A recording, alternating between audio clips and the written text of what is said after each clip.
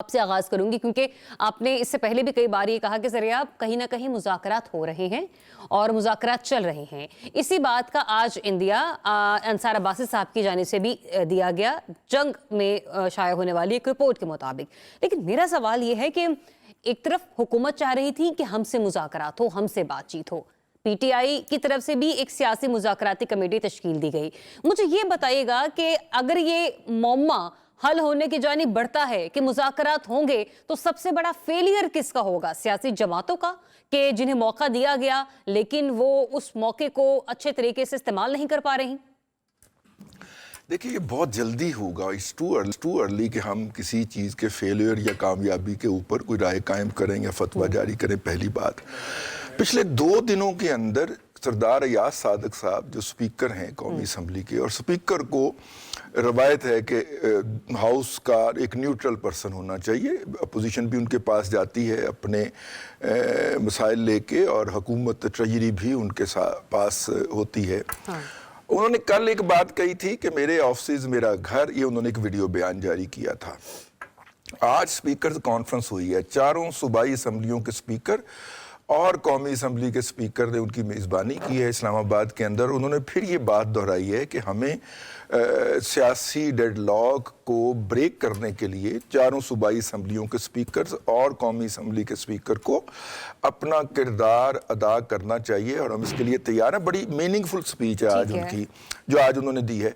तो मैं अंसार अब्बासी साहब की खबर से ज़्यादा उनके स्टेटमेंट को इम्पोर्टेंट समझता हूं। जो अयाज सादिक साहब ने स्टेटमेंट दी है, मतलब फिर हम ये कह सकते हैं कि जाहिर सी बात है, मैं मानती हूँ कि वो स्पीकर कौमी असम्बली हैं, लेकिन जिनके वोटों से मुंतखब हुए हैं वो मियां नवाज शरीफ साहब की ही पार्टी है। इसका मतलब मियां साहब ऑन बोर्ड हैं, प्राइम मिनिस्टर साहब ऑन बोर्ड हैं अयाज सादिक साहब की स्टेटमेंट के पीछे। डेफिनेटली वो उनके वोटों से मुंतखब ना भी हुए हों तो वो भी तो स्टेक होल्डर है ना, कस्टोडियन है ना हाउस के। और अगर उनका हाउस जो है वो किसी इस तरह की चीज़ का शिकार है तो उन्होंने उससे निकालना भी तो है ना। लेकिन देखिए, बात ये है कि मैं अपनी वो पुरानी बात जो मैं पिछले हफ्ते भी दोहराता रहा हूँ कि मुज़ाकरात 24 से पहले भी जो हुए थे वो अयाज सादिक साहब के जरिए हुए थे। उनके पास दोनों पार्टियां गई थी, या उन्होंने दोनों पार्टियों को बुलाया था, या कम से कम पीटीआई ने पहले अप्रोच उनको किया था और उन्होंने हुकूमत को बुला के कहा था कि ये ऐसे कर लेते हैं। तो मीडिएट पहले वाले मुज़ाकरात भी जो थे वो उन्होंने ही किए थे। और जो मैं कहता हूं कि इस वक्त भी कहीं ना कहीं कुछ ना कुछ हो रहा है, उसके भी मदारुल महाम जो हैं वो अयाज सादिक साहब ही हैं। और देखिएगा कुछ दिनों में वो सामने आएगा भी कि जनाब वो ये कर रहे थे। ठीक है, ताहिर मलिक साहब ये फरमाइएगा कि इतवार तक का अल्टीमेटम दिया है खान साहब ने हुकूमत को कि हमारे 2 मुतालबात हैं, मान लें या फिर बता दें, जो कह रहे हैं वो गैर आईनी है, वरना फिर हम लोग सिविल नाफरमानी की तहरीक की तरफ बढ़ेंगे और पहले मरहले का आगाज करेंगे।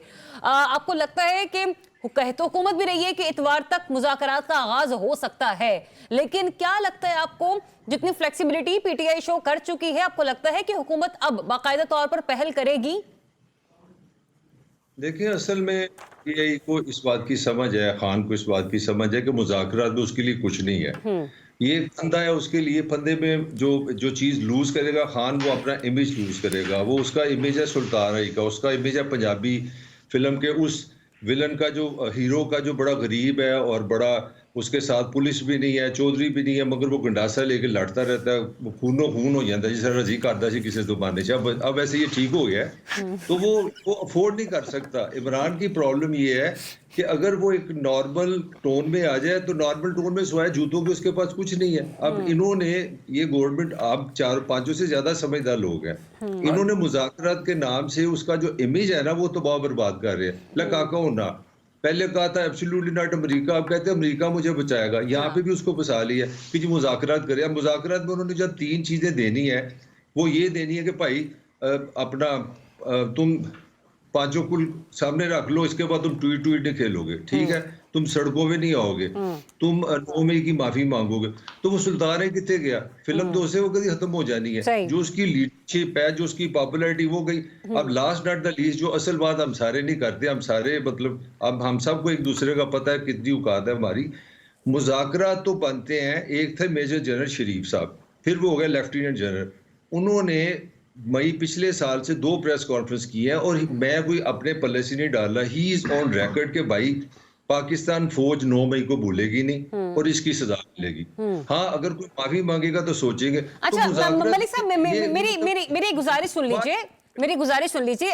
क्या हम ये कह सकते हैं कि ये वाला फॉर्मूला जनरेट किया गया है मुख्तलिफ हलकों की तरफ से कि जैसे आप फरमा रहे हैं कि वाकई 9 मई के माफी तो नहीं है, तो बातचीत होगी वहीं पर, लेकिन एक फ्लेक्सिबल और एक तरह पॉलिटिकल जेस्चर देने के लिए, डेमोक्रेटिक जेस्चर देने के लिए आपको सियासी लोगों को भी टेबल पर लेना होगा, ऑन बोर्ड लेना होगा। बात वहीं पर बनेगी लेकिन एक सियासी नक्शा यहां पर खींचा जाएगा।